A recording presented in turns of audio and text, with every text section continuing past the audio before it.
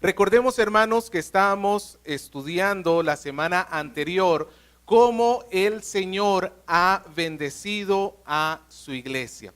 Y Pablo está orando para que los efesios puedan conocer cada vez mejor lo que el Señor está haciendo por ellos. Hermano, lo mejor que nosotros podemos hacer dentro de las cosas cristianas o entre las cosas de este mundo es conocer a nuestro Señor, porque esa va a ser el ancla para nuestra vida en los momentos de angustia, va a ser nuestra ancla cuando vayamos a tomar decisiones. Hermano, todos nosotros tenemos que crecer en el conocimiento de nuestro Señor. Y es lo que Pablo está orando acá por los efesios, para que ellos crezcan. En el versículo 16, Pablo dice: no ceso de dar gracias por vosotros, haciendo memoria de vosotros en mis oraciones, para que el Dios de nuestro Señor Jesucristo, el Padre de gloria, os dé espíritu de sabiduría y de revelación en el conocimiento de Él. Y Pablo va a estar anunciando tres cosas que él espera que reciban los efesios: la esperanza del llamado en el versículo 18, y en ese mismo versículo también las riquezas de la gloria de su herencia. Y en el versículo 19 Pablo ora para que también los efesios puedan conocer el poder de Dios. Y lo describe como la supereminente grandeza de su poder para con nosotros los que creemos, según la operación del poder de su fuerza. Y es que es importante entender el poder de Dios. Ahora sí, llegamos al versículo 20. Dice: la cual, hablando de esta fuerza, la cual operó en Cristo, resucitándole de los muertos y sentándole a su diestra en los lugares celestiales, sobre todo principado y autoridad y poder y señorío, y sobre todo nombre que se nombra, no solo en este siglo, sino también en el venidero. Y sometió todas las cosas bajo sus pies, y lo dio por cabeza sobre todas las cosas a la iglesia, la cual es su cuerpo, la plenitud de aquel que todo lo llena en todo. Hermano, acabamos de estar hace un mes atrás prácticamente. ¿Qué estábamos haciendo hace 4 domingos atrás? Trate de hacer memoria. ¿Qué hubo el 7 de octubre? Votaciones, ¿cierto? Y yo estoy convencido, hermano, quizás es un pensamiento un poquito pesimista, pero muchas veces las votaciones son aquel tiempo en que nos decepcionamos de las personas que nos mintieron durante 4 o 5 años, pero comenzamos a creer en las personas que nos mentirán los próximos 4 o 5 años. Y es que los políticos tienen esa costumbre, ¿no es cierto? Ellos prometen, pero a la última hora no se llega a cumplir. No digo que sean todos los políticos o en todos los casos, pero lamentablemente creo que es la imagen que nosotros tenemos acerca de la política. Y no cumplen, puede ser por varias razones. Puede ser porque de entrada no tenían ninguna intención de cumplirte. Y en realidad te hicieron promesas falsas con premeditación. O la otra razón puede ser que no pudieron, no tenían la capacidad, o se les escapó de su poder el hacer aquella promesa con la cual se comprometieron. No siempre es que no quieren, a veces también es que no pueden. Y la cuestión es que este es un patrón que se repite en nosotros los seres humanos. ¿Cuántos de nosotros, nuestro papá también nos hizo una promesa y no la cumplió? ¿Cuántos de nosotros recibimos, no sé, quizás alguna hermana por acá, quizá príncipe azul le prometió en los días de su juventud casarse con usted y a última hora no le cumplió? Le tocó un ogro como Shrek, dice Israel. Hermano, la pregunta es, si ese es un patrón que vemos tan común en medio de nosotros, promesas hechas y promesas sin cumplir, ¿será que es también un patrón igual en Dios? ¿Será que nuestro Dios trabaja de la misma manera? Y si no es así, ¿qué garantía tenemos nosotros de que nos va a cumplir lo que nos dice? ¿Cómo pueden los cristianos estar tan seguros? Porque la lista de bendiciones que llevamos solamente en este primer capítulo de Efesios es bastante amplia. Incluyen bendiciones desde la eternidad pasada hasta la eternidad futura. La pregunta es, ¿y cómo podemos estar nosotros seguros que Dios lo va a cumplir? Vamos a verlo. Hoy vamos a estudiar cómo Cristo es la garantía de nuestra salvación. ¿Podrá Cristo Jesús cumplir los planes de Dios para nuestra vida? Vamos a observar qué nos dicen las Escrituras. Y en primer lugar tengo que decir que sí va a poder hacerlo sin duda alguna. Y vamos a verlo en este texto. En primer lugar, porque el Señor tiene autoridad sobre todo el reino inmaterial. Tiene autoridad sobre todo el reino inmaterial. La garantía de que el Señor puede cumplir sus promesas es porque Él reina, y en primer lugar vamos a verlo, sobre el reino inmaterial. Cuando hablo de reino inmaterial, ¿qué piensa usted? Ok, el reino invisible, el reino espiritual. Vamos a ver los versículos 20 y 21. Pablo dice, la cual, hablando de su fuerza, en el versículo 19, la cual operó en Cristo, resucitándole de los muertos y sentándole a su diestra en los lugares celestiales, sobre todo principado y autoridad y poder y señorío, y sobre todo nombre que se nombra, no solo en este siglo, sino también en el venidero. Pablo está diciéndole acá, yo quiero que ustedes conozcan el poder de Dios. Yo quiero que ustedes entiendan el poder que hay en el Señor. Y hermano, esto es muy importante porque básicamente todas las veces que nosotros pecamos, todas las veces que un cristiano falta a la fe, todas las veces que nosotros caemos en angustias, en momentos de tristeza, pudiéramos resumirlo así, que es una falta a creer y confiar en el conocimiento de en el poder de nuestro Señor Jesucristo. Dejamos de confiar en Él y comenzamos a confiar en nosotros. Por eso es que es necesario que la iglesia conozca, pero también crea en el poder de Dios. Este poder de Dios que va a hacer posible todas las bendiciones que el Señor nos ha prometido. Hermanos, estamos hablando que nuestra vida cristiana es larga, en la mayoría de los casos. A menos de que usted fallezca a los pocos años de su conversión, usted todavía, ¿cuántos años usted quiere vivir? ¿70? ¿Quién da más? 80. De repente, hermano, a usted todavía le faltan algunos añitos para llegar a esa edad que usted espera. Y la vida está llena de complicaciones. La vida está llena de problemas. Hermano, nuestro propio corazón es engañoso. No solamente tenemos amenazas externas hacia la santidad de Dios en nuestro corazón, sino aún dentro de nosotros mora el pecado. Ya no controla nuestra vida, pero sí mora.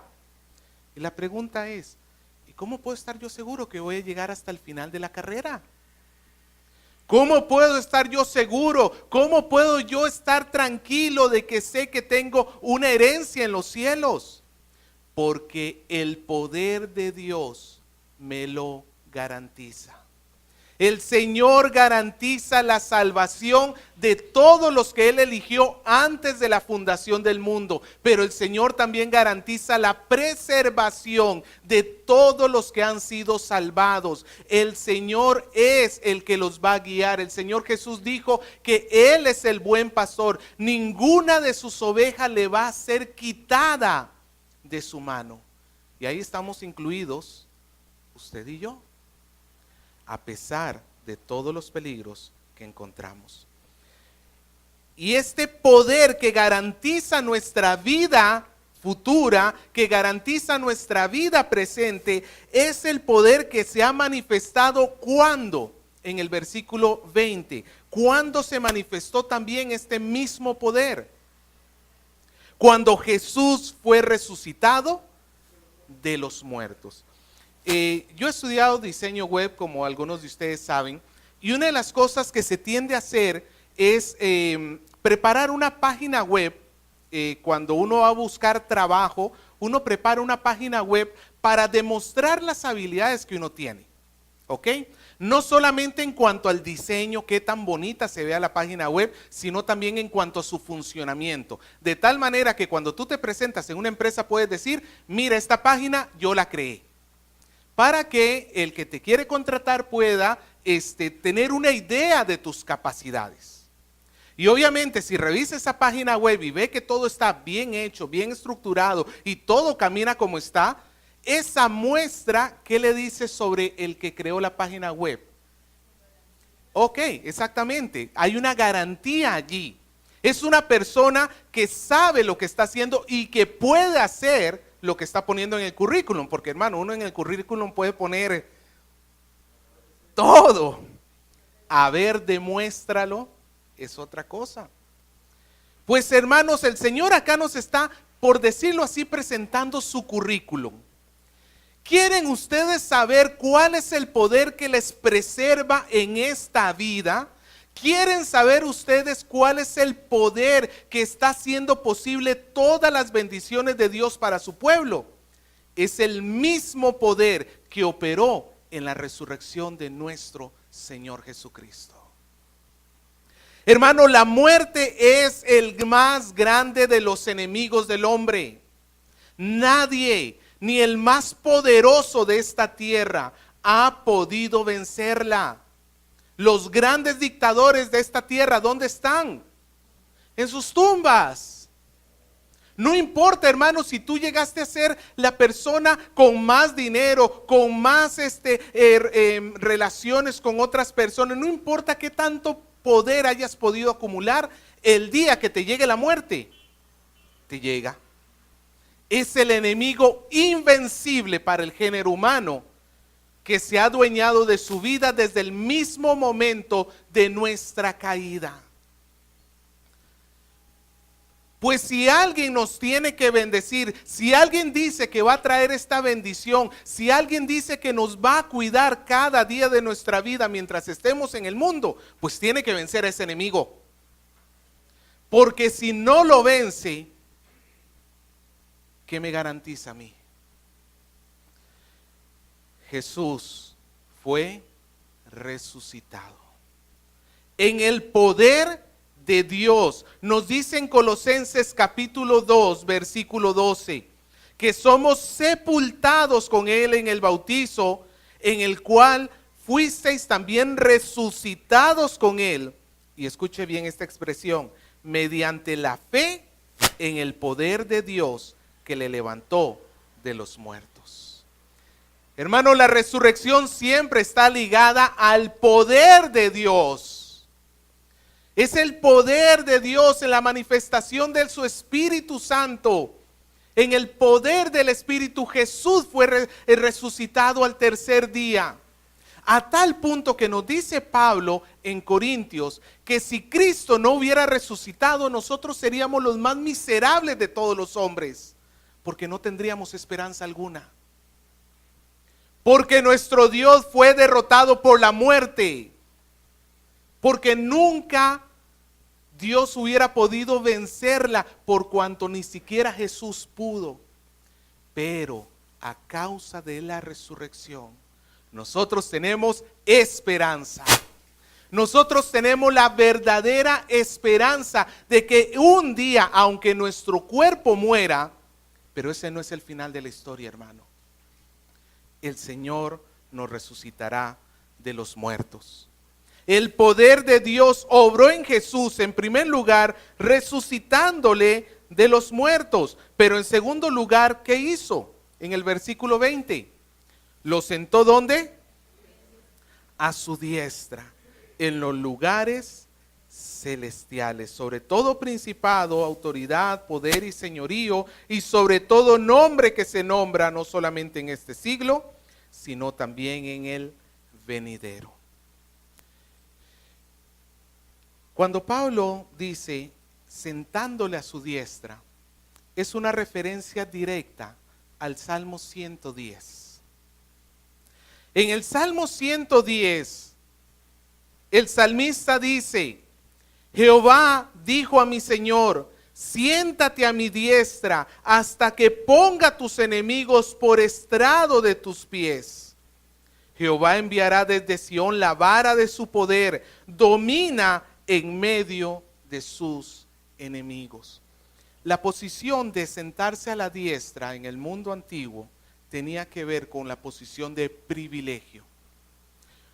Hasta hace unos cuantas décadas atrás, cuando una familia se sentaba a la mesa, ¿cuál era la posición del papá?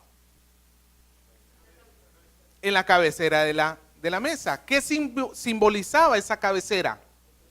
Ok, que él es la autoridad de la casa. Lamentablemente eso se ha perdido hoy en día. El papá incluso a veces se pone a comer bien en el sillón viendo televisión.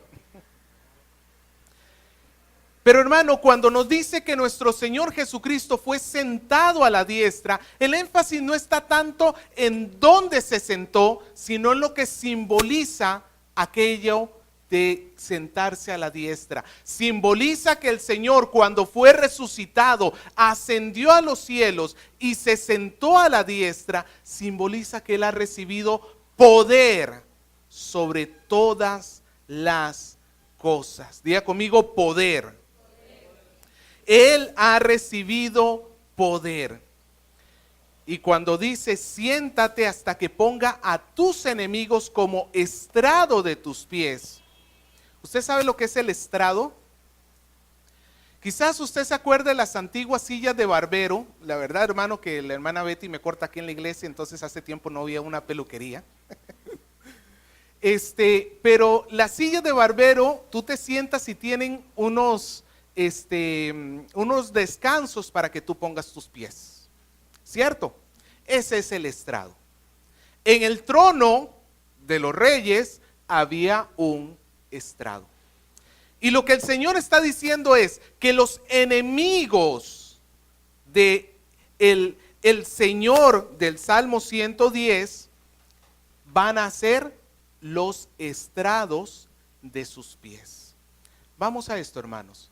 Es un símbolo de humillación hacia sus enemigos. No hay peor humillación que estar bajo los pies de alguien. No sé si alguna vez a ti te ha tocado que tu hermano mayor o aquel bravucón de tu barrio te humillara de repente de alguna manera así, o peor aún, que tú lo hubieras hecho con algún otro, con tu hermano menor de repente. Someter a una persona, empujarlo y mantenerlo en el suelo es sinónimo de humillación. Y lo que el Señor le está diciendo acá es a nuestro Señor Jesucristo, porque esta palabra del Salmo 10 se está aplicando a nuestro Señor Jesucristo, que Él está siendo puesto sobre todas las cosas. Ahora, ¿cuáles son estas cosas? ¿Cuáles son aquello que está debajo de nuestro Señor Jesucristo? El versículo 21 nos responde. ¿Sobre qué está Jesús? Sobre todo principado y autoridad y poder y señorío y sobre todo nombre que se nombra no solamente en este siglo, sino también en el venidero. Hermanos, si bien es cierto, el Señor tiene poder sobre todo, pero específicamente Pablo acá se está refiriendo sobre el poder, sobre el reino inmaterial, el reino espiritual. ¿Cómo lo sabemos? Porque si bien es cierto, principados, autoridades, poder y señorío, también puede referirse a cuestiones, autoridades terrenales, pero en el libro de Efesios, las 3 veces que se nombra estos poderes y autoridades, siempre lo hace en el sentido de poderes espirituales. ¿A cuánto les da miedo una noche oscura? O quizás cuántos teníamos miedo cuando estábamos, y sobre todo, yo me acuerdo, hermano, yo participaba en los scouts, y cuando íbamos de campamento, ¿sabe cuál era la típica en la noche alrededor de la fogata? Cuentos de terror. Y hermano, achuta mucho, diría Alexandra cuando tenía 3 años. Asustaba mucho. El mundo espiritual nos da temor. Y entendemos de que es poderoso. A tal punto que incluso se encuentra que hay chamanes, hay brujos que te van diciendo, no, pero yo tengo un pacto con un demonio, con un ángel o con lo que sea, que es más poderoso que aquel que ese otro. No sé si usted ha visto eso. Yo estoy con uno que es más poderoso. Así pensaban los efesios. Los efesios creían que el cielo estaba dividido en varias como capas, por decirlo así, y cada capa tenía cierto tipo de autoridad, pero cada autoridad que entre más arriba estaba, más poderosa era. Y entonces de repente si tú le confiabas en el arcángel Gabriel, ibas a poder conseguir más cosas que simplemente si confiabas en el angelito este que anda por ahí haciéndole los mandados a Dios. Esto me recuerda cuando Gabriel traía sus tarjetitas de Pokémon. Yo no entiendo, ¿no? Pero me ponía a jugar y de repente yo tiraba una tarjeta y él tiraba otra y me decía, te gané. ¿Y por qué me ganaste? Porque el tuyo nada más tiene un poder de 500, pero el mío tiene un poder de 5000, me decía. Claro, lo que yo no sabía es que él antes de comenzar el juego se separaba todos los fuertes para él. Pero hermano, en cierta manera, eso es lo que creían los efesios. No, hay que apuntarle hacia el más fuerte, hacia el más poderoso. Hermano, y nosotros tenemos miedos en cuanto a las cuestiones espirituales porque sabemos que son más poderosas que nosotros. Y es cierto. ¿Los seres espirituales tienen más poder que el ser humano? Sí. Pero no nos olvidemos lo que se nos está diciendo acá. Que aún sobre todo este mundo espiritual, aún sobre todo el mundo de maldad que existe, hay uno que está encima de todas las cosas. Hay uno que está encima de todo nombre que se nombra. Hay uno que es el principal, no solamente en este siglo, no solamente en esta época de la creación, sino que seguirá siendo el primero aún en la nueva creación, en el siglo venidero. Y ese es Jesucristo, al cual nosotros le pertenecemos. Delante de Jesús, el demonio más fuerte que existe no es diferente a un gusano. Ante él no hay diferencia entre el poder de un inofensivo gusano que el demonio más fuerte que puede existir. Ninguno le llega siquiera a los talones. Y la pregunta es, ¿y entonces por qué tenemos miedo? No, pastor, porque el brujo ese dijo que me iba a maldecir, dijo que yo iba a hacer, me iban a salir sapos de la boca y no sé cuántas cosas. Hermano, el poder de las tinieblas existe. No todo lo que vemos en realidad es verdadero, hay muchos charlatanes por ahí, pero el poder de las tinieblas existe. ¿Debe temerles el cristiano? ¿Por qué razón? Porque hay uno que está por encima de todos. Para que ese te toque a ti, tiene que vencer a Jesús. Y simplemente eso es imposible. Nuestra salvación y nuestra bendición está segura, hermano. Hoy encontramos un montón de enseñanzas que te dicen que tú tienes que arrebatarle a Satanás lo que Satanás te ha quitado. Satanás no te puede quitar nada porque tendría que quitárselo a Jesús. Y él no va a poder con Jesús. Hermano, tú no tienes que arrebatarle nada a Satanás porque nada puede hacer él fuera de la autoridad de nuestro Señor. En todo caso, tú lo que tienes que hacer es ir al Padre en el nombre de Jesús y rogarle al Padre que te ayude. Rogarle al Padre tus bendiciones. Hermano, tú no tienes que andar discutiendo con nadie. Poderoso es Dios. El que comenzó la buena obra en nosotros, la perfeccionará. Él no va a ser como ese político que dijo inicialmente, sí lo hago, pero luego no pudo. Él, si te ha salvado, te ha traído a Cristo, Él te llevará a su reino. Él te llevará a su reino y no hay nada ni nadie que pueda impedirlo. En las manos de Dios estamos seguros.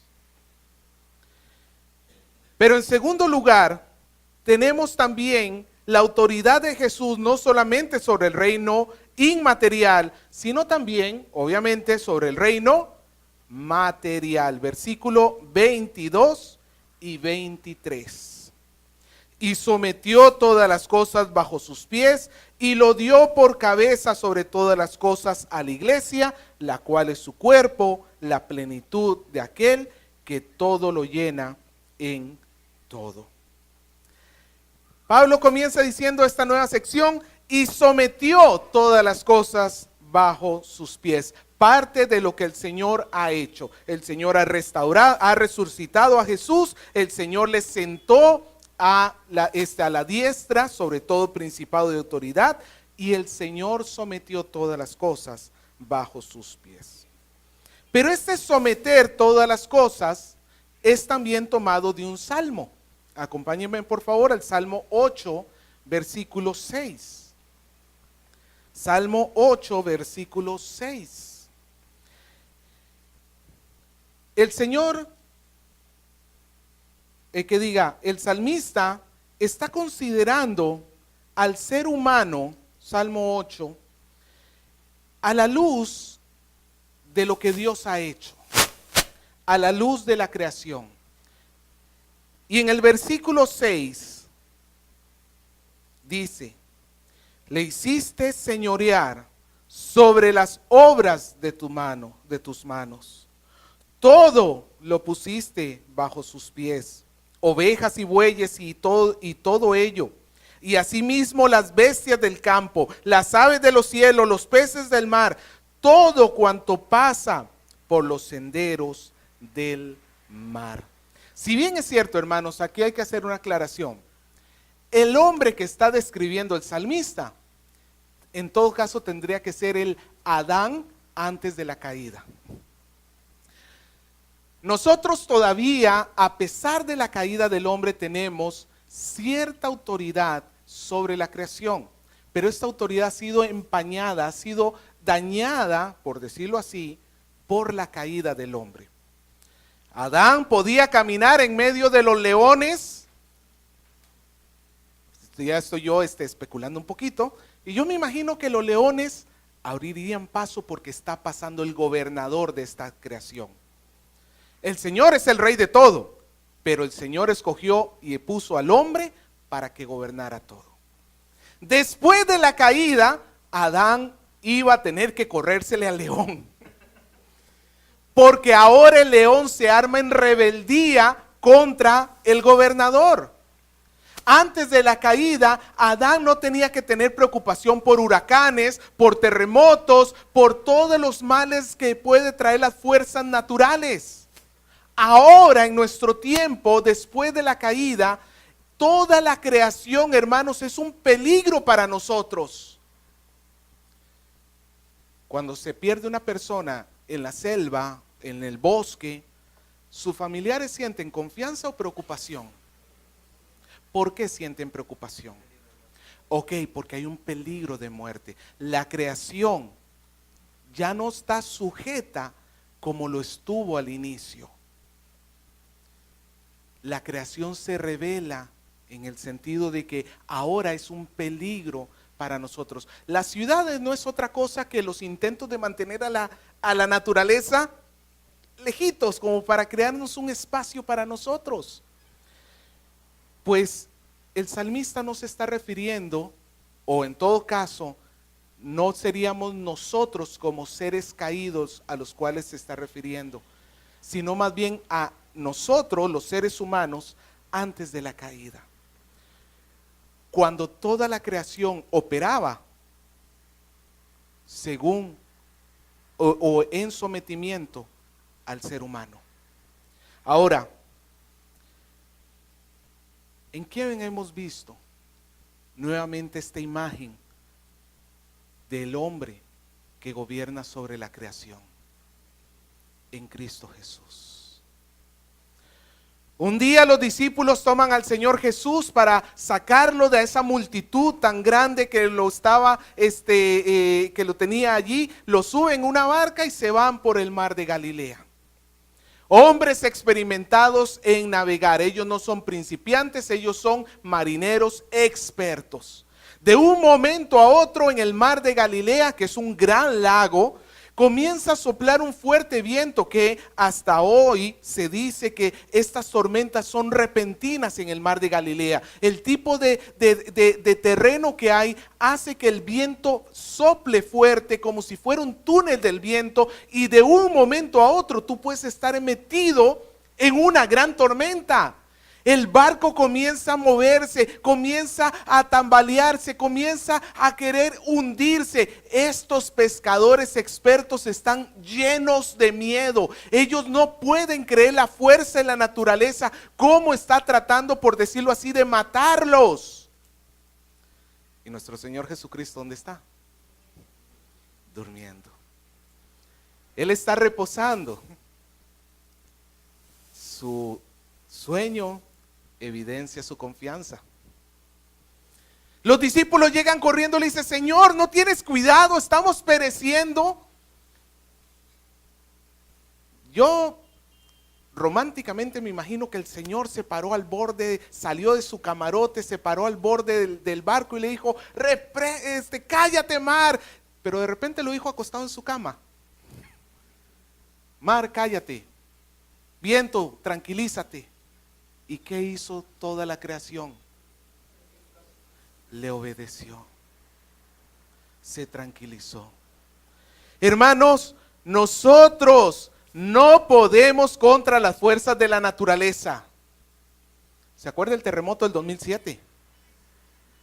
Para los que lo vivimos acá en Lima fue espeluznante. De repente ni Kisha no saben, en el 2007 hubo un terremoto acá de 7.9 grados. Y gracias, bueno, no fue acá mismo en Lima, fue hacia el sur. Allá se vio peor. Acá lo hemos recibido, pero ya como en un de 6.5. Pero aún así fue muy fuerte. Hermano, ese día del terremoto, no sé si usted lo vio, habían luces en el cielo. Yo lo único que veía era el edificio así para arriba. Estaba cerca de un edificio que las ventanas se movían así como si fueran de plastilina, exactamente, de gelatina. Hermano, yo me sentí tan pequeño y tan indefenso en ese momento. Y es que somos pequeños e indefensos. Pero el Señor Jesús aún ha recibido poder sobre aquellas cosas que están encima nuestro. El Señor Jesús ha recibido poder sobre todo terremoto, sobre toda calamidad, sobre toda tormenta. Hermano, ha recibido poder hasta sobre tu jefe. Ese que tanto te fastidia la vida, ese también está bajo el poder del Señor. El Señor ha recibido poder sobre todas las cosas. Piensa en aquello que tú puedas creer que es un obstáculo para tu vida cristiana. Aquello está bajo el poder del Señor Jesús. Tú no tienes por qué temer. Tú no tienes por qué temer, porque el Señor es el que nos está guardando. Y dice el versículo 22: y dio por cabeza sobre todas las cosas a la iglesia. ¿A quién dio? Lo dio.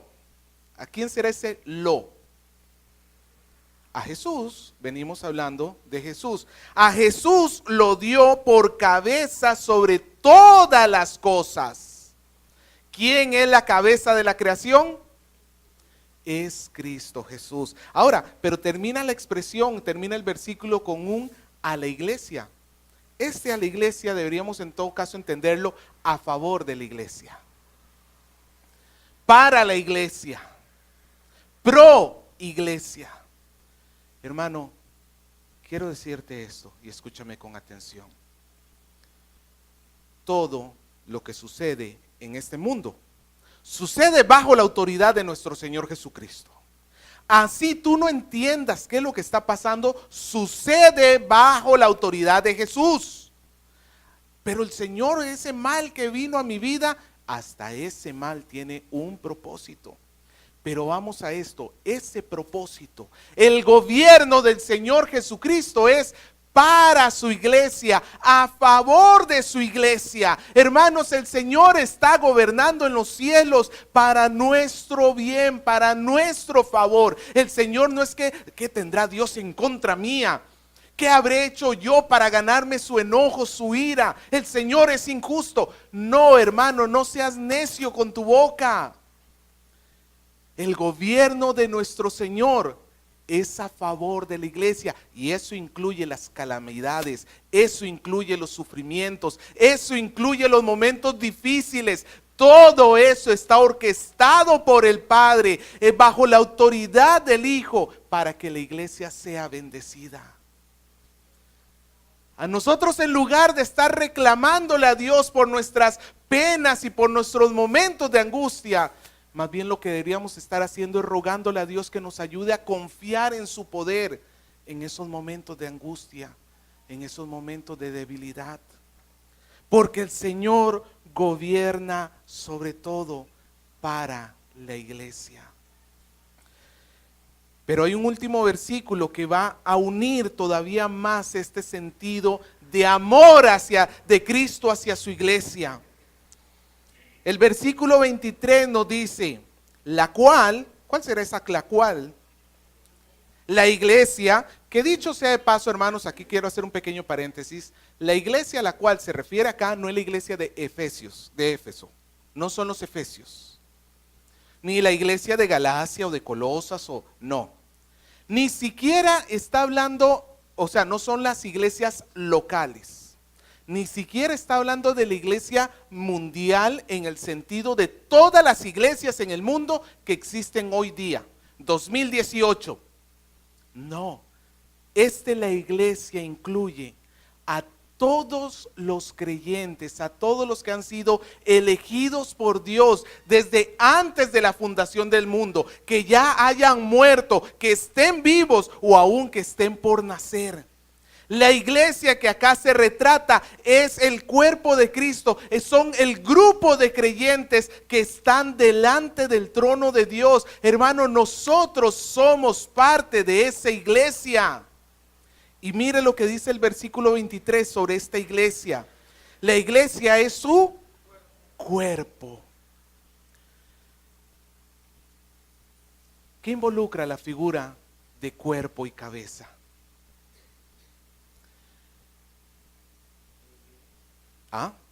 Ok, hay una unión orgánica.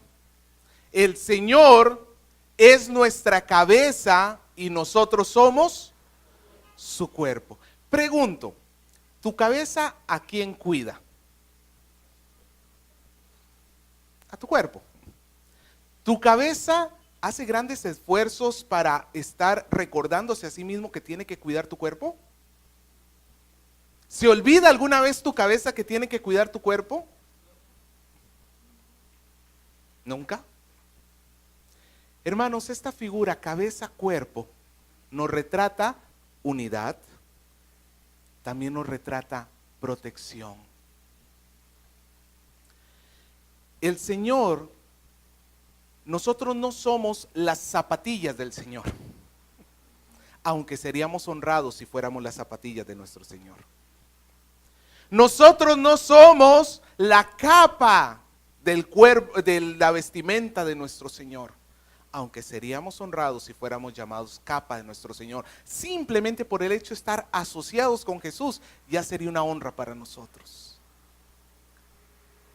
Pero el Señor nos considera a nosotros Hermano, nosotros, la iglesia, llena de imperfecciones, con tantos problemas, esta batalla que yo siempre tengo en mi corazón entre el bien y el mal. Hermano, ¿qué derecho tengo yo de ser parte de él?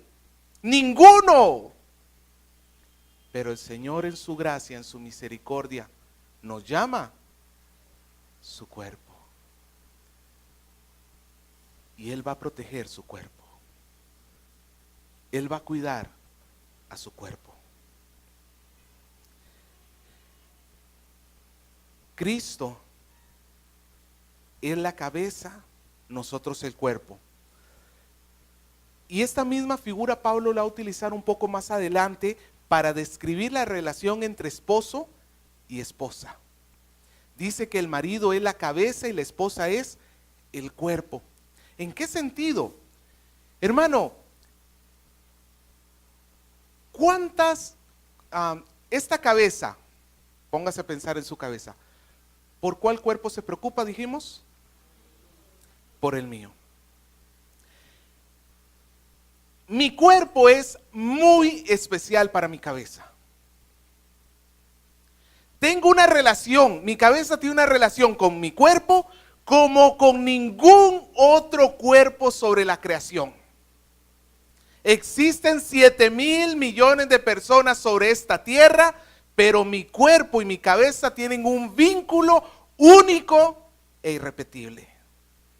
De la misma manera, el esposo y la esposa, existen otras 3,500 millones de personas millones de mujeres sobre esta tierra, pero para ese esposo, su esposa es única e irrepetible.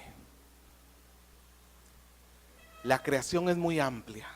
La creación incluye el universo entero. La creación, hermano, incluye que tú puedes recorrer miles de millones de kilómetros a la velocidad de la luz y todavía no llegas al fin. Nosotros somos, hermano, más pequeños que un granito de arena en este universo que el Señor ha hecho.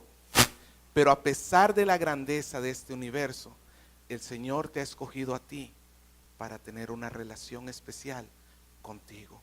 Tú eres único e irrepetible como su cuerpo.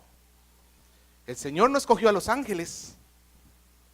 El Señor no escogió, no sé, a los animales.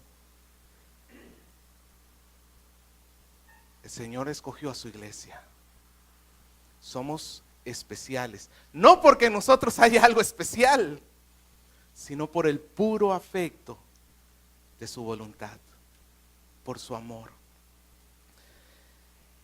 Y Pablo termina diciendo, versículo 23, la plenitud de aquel que todo lo llena en todo. Hablando de la iglesia, dice que la iglesia es la plenitud de aquel que todo lo llena en todo. Pregunto, ¿quién es aquel que todo lo llena en todo? Jesús. Entonces este versículo me está diciendo que la iglesia es la plenitud de Jesús. Ahora, eso sí suena un poquito raro, porque Jesús no le hace falta nada. A nuestro Señor no le falta absolutamente nada. Él no creó a la iglesia porque se sintiera solo. Él creó todo de su plenitud y no para su plenitud. Esta palabra plenitud podemos entenderla en dos sentidos. Pasivo o activo. Pasivo significa que la persona recibe la acción, activo significa que la persona hace la acción. Por ejemplo, si yo digo, Juan vio a María, ¿el verbo vio es pasivo o activo? Es activo porque Juan está viendo, está haciendo la acción. Ahora, pero si yo digo, María está siendo vista por Juan, ahí ya está en pasivo, porque María está recibiendo la acción. Esta palabra plenitud podemos entenderla en un sentido o pasivo o activo. Comienzo con la activa. Puede significar, y esta es la posición de, por ejemplo, teólogos como Hendriksen, que dice que la iglesia es la plenitud de Cristo, no porque a él le falte algo, sino porque él mismo se considera incompleto sin su iglesia. De la misma manera que un pastor está incompleto sin sus ovejas, de la misma manera que la vid está incompleta sin sus pámpanos, de la misma manera que un esposo está incompleto sin su esposa. En un sentido de roles, la iglesia viene siendo el cuerpo y Cristo viene siendo la cabeza. Y eso es muy honroso para nosotros. Si esa es la interpretación acá, significa que el Señor nos ama tan profundamente que Él se considera a sí mismo incompleto sin su iglesia. La otra interpretación es de manera pasiva, que la iglesia está siendo llenada por aquel que todo lo llena en todo. Que dicho sea de paso, esta interpretación la veo más acorde al contexto. ¿Por qué razón? Porque aquí se está exaltando al Hijo de Dios. Y el punto entonces, hermanos, está que Cristo llena todo. Todo el universo es lleno por la presencia de nuestro Señor. Pero especialmente, ¿qué es lo que quiere llenar el Señor Jesús? A su iglesia. La llena a través de su gracia. La llena a través de su comunión con Él. La llena a través de los dones que le da. El Señor llena a la iglesia. Esta palabra plenitud no significa que el Señor nos dejó el vaso medio lleno. Significa que llegó hasta el borde, hasta rebosar. Está plenamente llena, hermano. Hay personas que dicen, yo no siento la presencia del Señor, ay, no sé, mi vida está como, creo que el Señor se ha alejado de mí. Hermano, si tú eres cristiano, tú formas parte del cuerpo de Cristo, el Señor no te tiene el vaso a la mitad. El Señor te tiene plenamente lleno de su presencia. Ahora, si hay algunos obstáculos para que nosotros experimentemos, por decirlo así, esa plenitud. Puede ser que estemos almacenando pecado en nuestro corazón. Puede ser que nos estemos enfriando en nuestro espíritu. Pero lo cierto es que el error no está en Dios o en Jesús que falle en llenar a su iglesia. Y aunque yo me sienta, yo me hago un examen y digo, no, pero estoy bien, no he cometido de repente cosas así, intencionalmente malas, y aún así no me siento plenamente lleno, hermano, tú no vives por tus emociones. La promesa acá, lo que el Señor está diciendo es que Él te llena. ¿Para qué le buscas, hermano, llenarte con las cosas de este mundo? Cuando tenga mi iPhone, ¿cuál está ahorita? ¿El 10? ¿11? ¿28? Cuando tenga mi carro, cuando tenga mi casa, cuando tenga mi príncipe azul, cuando tenga mi hijo. Hermano, la plenitud nuestra no está en las cosas de este mundo. La plenitud nuestra, ¿dónde está? En Cristo. A pesar de que el reino material pueda presentarse como amenazante y peligroso, a pesar de que las circunstancias del día a día puedan presentarse como un gran peligro para nosotros, no debemos temer. Las promesas de Dios se van a cumplir porque Él gobierna sobre todas las cosas y tú eres objeto especial para Él de su amor. La palabra de Dios compara al pueblo de Dios como las niñas de sus ojos. Algo tan preciado y tan querido. Por eso, hermanos, no sé qué dificultades, qué problemas, qué temores, qué miedos hemos estado enfrentando. Quizás tú te has visto decepcionado hasta de tu propia actitud frente a la palabra, que ya no te ves tan enérgico como antes, que ya no te ves tan apasionado como antes. Quizás estás hasta temiendo qué va a ser de tu vida. Pero a ti lo que te toca es confiar en el Señor Jesucristo. Él va a sostenerte en los momentos de debilidad. Corre a Él, hermano, refúgiate en Él. Por eso es que la oración es tan importante para nosotros, porque ¿cómo podremos nosotros ser fortalecidos si no estamos delante de su presencia, orando y leyendo la palabra? Hermano, no temas, porque el Señor está contigo. El salmista decía, aunque yo ande en valle de sombra y de muerte, no temeré mal alguno, porque tú estarás conmigo. Esa es la bendición de conocer el poder de Dios. Esa es la bendición que nosotros tenemos. Pero si tú no eres cristiano, teme. Y teme con todo tu corazón. Porque si tú hoy murieras rechazando a Cristo, vas a tener que presentarte delante de Él para rendirle cuentas de todas tus acciones.